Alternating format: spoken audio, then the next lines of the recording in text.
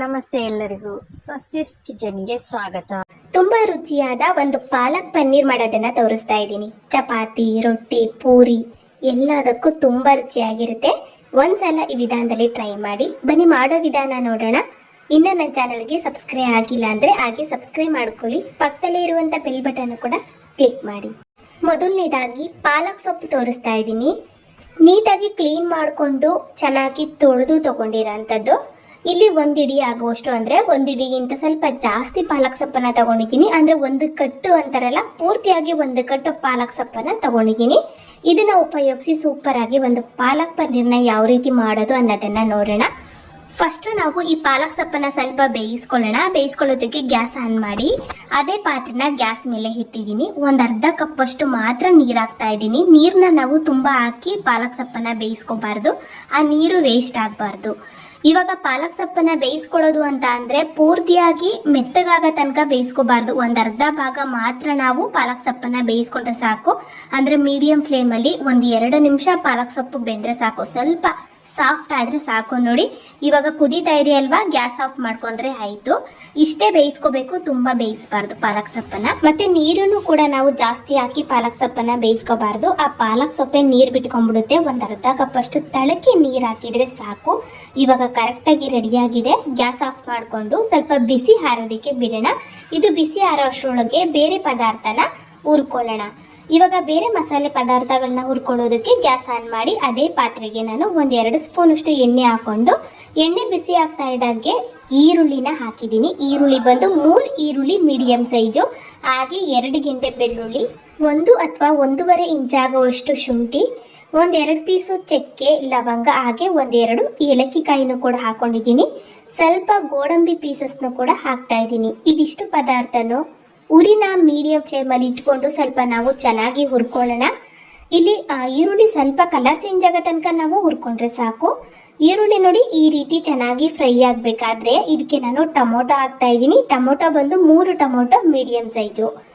ಇದನ್ನು ಕೂಡ ನಾವು ಚೆನ್ನಾಗಿ ಫ್ರೈ ಮಾಡ್ಕೋಬೇಕು. ಈರುಳ್ಳಿ ಜೊತೆನಲ್ಲಿ ಟೊಮೊಟೊನು ಕೂಡ ಚೆನ್ನಾಗಿ ಸಾಫ್ಟ್ ಆಗಬೇಕು. ಮೀಡಿಯಂ ಫ್ಲೇಮಲ್ಲಿ ಉರಿ ಇಟ್ಕೊಂಡು 1 ಅಥವಾ 1.5 ನಿಮಿಷ ಚೆನ್ನಾಗಿ ನಾವು ಇದನ್ನ ಫ್ರೈ ಮಾಡ್ಕೊಂಡ್ರೆ ಆಯ್ತು. ನೋಡಿ ಇಷ್ಟಾದ್ರೆ ಸಾಕು. ಇವಾಗ ಇದು ಕರೆಕ್ಟಾಗಿ ರೆಡಿಯಾಗಿದೆ ಮಸಾಲೆ ಪದಾರ್ಥ.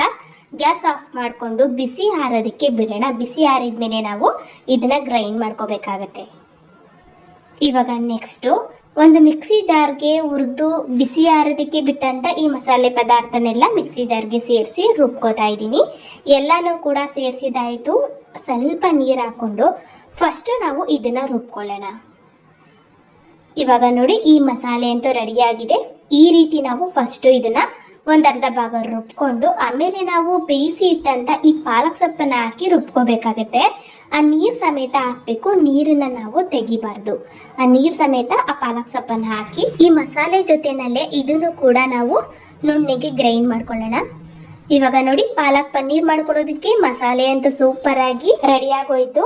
ನೋಡಿ ಈ ರೀತಿ ನಾವು ಎಲ್ಲ ಪದಾರ್ಥನ ಹುರ್ಕೊಂಡು ಮಸಾಲೆನ ರುಬ್ಬಿ ಇಟ್ಕೊಂಡ್ರೆ ತುಂಬಾ ರುಚಿಯಾಗಿರುತ್ತೆ. ಇವಾಗ ಇದನ್ನ ಒಂದ್ ಸೈಡ್ ಅಲ್ಲಿ ಇಟ್ಟು ನೆಕ್ಸ್ಟ್ ನಾವು ಈ ಪನ್ನೀರ್ನ ಕಟ್ ಮಾಡ್ಕೊಳ್ಳೋಣ. ಪನ್ನೀರ್ ಬಂದು ಇಲ್ಲಿ ನಾನು 500 ಗ್ರಾಮ್ ಆಗೋಷ್ಟು ಪನ್ನೀರ್ ತಗೊಂಡಿದ್ದೀನಿ. ನೀವು ಎಷ್ಟು ಪಾಲಕ್ ಪನ್ನೀರ್ ಮಾಡ್ತೀರಾ ನೋಡ್ಕೊಂಡು ಪನ್ನೀರ್ನ ಯೂಸ್ ಮಾಡ್ಕೊಳ್ಳಿ. ಇಲ್ಲಿ ನಾನು ಪೂರ್ತಿಯಾಗಿ 500 ಗ್ರಾಮ್ ಆಗುವಷ್ಟು ಪನ್ನೀರ್ನು ಕೂಡ ಉಪಯೋಗಿಸಿ ಪಾಲಕ್ ಪನ್ನೀರ್ನ ಮಾಡ್ಕೋತಾ ಇದ್ದೀನಿ. ಇವಾಗ ಇದನ್ನ ನನಗೆ ಬೇಕಾದ ಸೈಜಲ್ಲಿ ನಾನು ಕಟ್ ಮಾಡ್ಕೊಂಡಿದ್ದೀನಿ. ನೋಡಿ ಈ ರೀತಿ ಪನ್ನೀರ್ನ ನಾವು ಕಟ್ ಮಾಡಿಕೊಂಡು ಹಾಗೆ ಉಪಯೋಗಿಸ್ಬಾರ್ದು. ಇದನ್ನ ನಾವು 1-2 ಬಾರಿ ಚೆನ್ನಾಗಿ ತೊಳ್ಕೋಬೇಕು. ನೋಡಿ ನಾನು ಕೂಡ 1-2 ಬಾರಿ ಇದನ್ನ ಚೆನ್ನಾಗಿ ತೊಳ್ಕೊಂಡು ನನಗೆ ಬೇಕಾದ ಸೈಜಲ್ಲಿ ಕಟ್ ಮಾಡ್ಕೊಂಡಿದ್ದೀನಿ. ಇವಾಗ ನೆಕ್ಸ್ಟ್ ಗ್ಯಾಸ್ ಆನ್ ಮಾಡಿ ಒಂದು ಪಾತ್ರೆ ಬಿಸಿ ಇಟ್ಟು ಸ್ವಲ್ಪ ಎಣ್ಣೆ ಹಾಕ್ತಾ ಇದ್ದೀನಿ. ಎಣ್ಣೆ ಜಾಗದಲ್ಲಿ ನೀವು ಬೆಣ್ಣೆನೂ ಕೂಡ ಉಪಯೋಗಿಸ್ಬೋದು.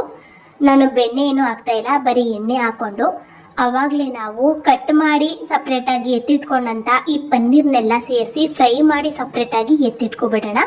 ಎಲ್ಲ ಪನ್ನೀರ್ನು ಕೂಡ ಸೇರಿಸಿದಾಯ್ತು. ಸ್ವಲ್ಪ ಉಪ್ಪು ಮತ್ತೆ ಹಾಗೆ ಸ್ವಲ್ಪ ಅರಿಶಿನ ಪುಡಿನ ಹಾಕೊಂಡು ಈ ಪನ್ನೀರ್ನ 1-2 ನಿಮಿಷ ನಾವು ಕಡಿಮೆ ಉರಿನಲ್ಲಿ ಫ್ರೈ ಮಾಡಿ ಸಪ್ರೇಟಾಗಿ ಎತ್ತಿಟ್ಕೊಳ್ಳೋಣ. ಈ ರೀತಿ ಮಾಡೋದ್ರಿಂದ ನಮಗೆ ಹಸಿ ಸ್ಮೆಲ್ ಅನ್ನೋದು ಸ್ವಲ್ಪನೂ ಕೂಡ ಬರಲ್ಲ. ನೋಡಿ ತುಂಬಾ ಫ್ರೈ ಮಾಡಬಾರ್ದು, ಇಷ್ಟ ಆದ್ರೆ ಸಾಕು. 1-2 ನಿಮಿಷ ಮೀಡಿಯಂ ಫ್ಲೇಮಲ್ಲಿ ಉರಿ ಇಟ್ಕೊಂಡು ಫ್ರೈ ಮಾಡ್ಕೊಂಡ್ರೆ ಆಯ್ತು.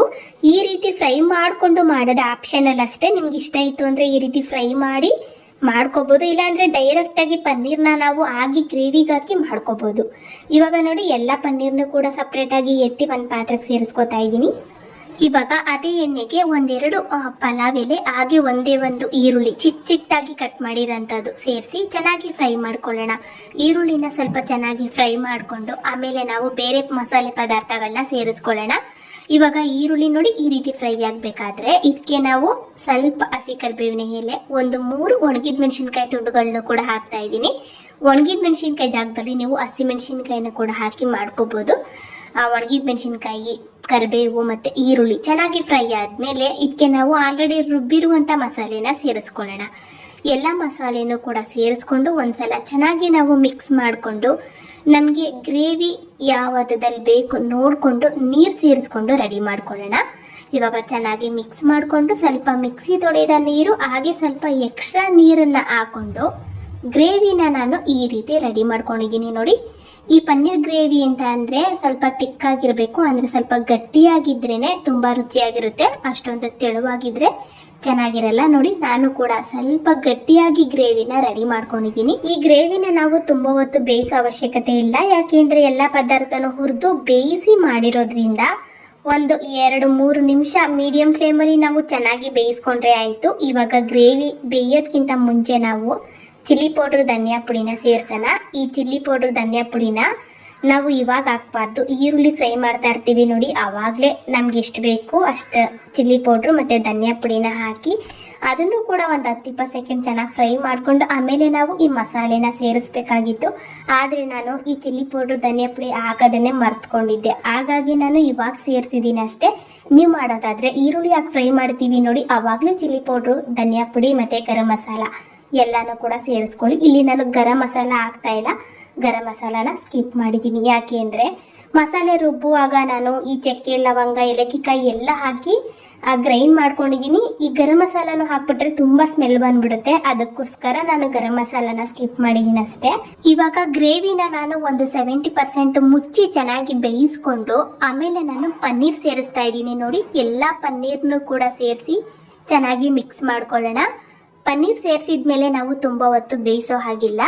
ಈ ಪನ್ನೀರ್ಗೆ ಒಂದು ಸ್ವಲ್ಪ ಉಪ್ಪು ಖಾರ ಸೆಟ್ ಆಗಲಿ ಅಂತ 1-2 ನಿಮಿಷ ನಾವು ಮುಚ್ಚಿ ಬೇಯಿಸ್ಕೊಂಡ್ರೆ ಆಯಿತು. ಇವಾಗ ನೋಡಿ, ನಾನು ಕೂಡ 1-2 ನಿಮಿಷ ಇದನ್ನು ಚೆನ್ನಾಗಿ ಬೇಯಿಸ್ಕೊಂಡು ಕ್ಯಾಪ್ ಓಪನ್ ಮಾಡಿ ತೋರಿಸ್ತಾ ಇದ್ದೀನಿ. ಸೂಪರ್ ಆಗಿ ಪಾಲಕ್ ಪನ್ನೀರ್ ಗ್ರೇವಿ ರೆಡಿಯಾಗಿದೆ. ಫೈನಲಿ ಸ್ವಲ್ಪ ಕಸ್ತೂರಿ ಮೇಥಿನ ಹಾಕ್ತಾ ಇದ್ದೀನಿ. ಕಸ್ತೂರಿ ಮೇಥಿ ಹಾಕೋದೆಲ್ಲ ಆಪ್ಷನಲ್ ಅಷ್ಟೇ. ಸ್ವಲ್ಪ ಕಸ್ತೂರಿ ಮೇಥಿ ಹಾಕೋದ್ರಿಂದ ಹಸಿ ಸ್ಮೆಲ್ ಅನ್ನೋದು ಬರಲ್ಲ. ಈ ಪಾಲಕ್ ಪನ್ನೀರ್ ಗ್ರೇವಿಗೆ ಸ್ವಲ್ಪ ಕಸ್ತೂರಿ ಮೇಥಿ ಹಾಕಿದರೆ ಚೆನ್ನಾಗಿರುತ್ತೆ.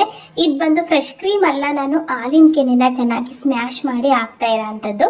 ನಾನು ಯಾವುದೇ ರೀತಿ ಫ್ರೆಶ್ ಕ್ರೀಮ್ ಆಗ್ಬೋದು, ಬಟರ್ ಆಗ್ಬೋದು, ಯಾವುದನ್ನು ಕೂಡ ಉಪಯೋಗಿಸ್ತಾ ಇಲ್ಲ. ಸ್ವಲ್ಪ ಕಸ್ತೂರಿ ಮೇಥಿ ಹಾಕಿದ್ದೀನಿ. ಮತ್ತು ಫೈನಲ್ ಆಗಿ ಗರಂ ಮಸಾಲ ಹಾಕ್ತಾರೆ, ನಾನು ಗರಂ ಮಸಾಲನೂ ಕೂಡ ಹಾಕಿಲ್ಲ. ಯಾಕೆ ಹಾಕ್ತಾ ಇಲ್ಲ ಅಂತ ನಾನು ಆವಾಗಲೇ ಹೇಳಿದೆ. ಆ ಗರಂ ಮಸಾಲೆನೂ ಕೂಡ ನಾನು ಹಾಕಿಲ್ಲ. ನೀವು ಫ್ರೆಶ್ ಕ್ರೀಮು, ಬಟರ್ ಎಲ್ಲ ಕೂಡ ಹಾಕಿ ಮಾಡ್ಕೋಬೋದು. ಇಲ್ಲಿ ನಾನು ಸ್ವಲ್ಪ ಹಾಲಿನ ಕೆನೆನ ಚೆನ್ನಾಗಿ ಸ್ಮ್ಯಾಶ್ ಮಾಡಿ ಇಟ್ಕೊಂಡಿದ್ದೆ, ಅದನ್ನು ಫೈನಲ್ ಆಗಿ ಹಾಕಿದ್ದೀನಿ.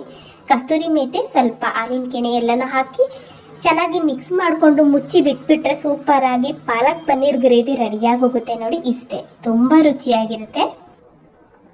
ಇವಾಗ ಫೈನಲಿ ಪಾಲಕ್ ಪನ್ನೀರ್ ಗ್ರೇವಿ ಅಂತೂ ರೆಡಿಯಾಗಿ ಹೋಗಿದೆ. ತುಂಬ ರುಚಿಯಾಗಿ ಮತ್ತು ತುಂಬ ಸಿಂಪಲ್ ಆಗಿ, ಅಂದರೆ ಯಾವುದೇ ರೀತಿ ಫ್ರೆಶ್ ಕ್ರೀಮ್, ಬಟರ್ ಯಾವುದನ್ನು ಕೂಡ ಉಪಯೋಗಿಸ್ದೆ ಮನೇಲಿರುವಂಥ ಪದಾರ್ಥಗಳನ್ನ ಉಪಯೋಗಿಸ್ಕೊಂಡು ಯಾವ ರೀತಿ ತುಂಬ ರುಚಿಯಾಗಿ ಈ ಪಾಲಕ್ ಪನ್ನೀರ್ನ ಮಾಡ್ಕೊಳ್ಳೋದು ಅನ್ನೋದನ್ನು ತೋರಿಸಿದ್ದೀನಿ. ತುಂಬ ಚೆನ್ನಾಗಿ ಬರುತ್ತೆ, ಒಂದ್ಸಲ ಟ್ರೈ ಮಾಡಿ. ಇವತ್ತಿನ ಈ ರೆಸಿಪಿ ನಿಮಗೆಲ್ಲ ಇಷ್ಟ ಆಯಿತು ಅನ್ಕೋತೀನಿ. ಇಷ್ಟ ಆದರೆ ಈ ವಿಡಿಯೋಗೆ ಒಂದು ಲೈಕ್, ಶೇರ್, ಕಮೆಂಟ್ ಮಾಡೋದನ್ನು ಮರಿಬೇಡಿ. ಹಾಗೆ ಇನ್ನಷ್ಟು ಈಜಿ ರೆಸಿಪಿಗಾಗಿ ಚಾನಲ್ನ ಸಬ್ಸ್ಕ್ರೈಬ್ ಮಾಡ್ಕೊಳ್ಳಿ. ಪಕ್ಕದಲ್ಲೇ ಇರುವಂಥ ಬೆಲ್ ಬಟನ್ ಕೂಡ ಕ್ಲಿಕ್ ಮಾಡಿ.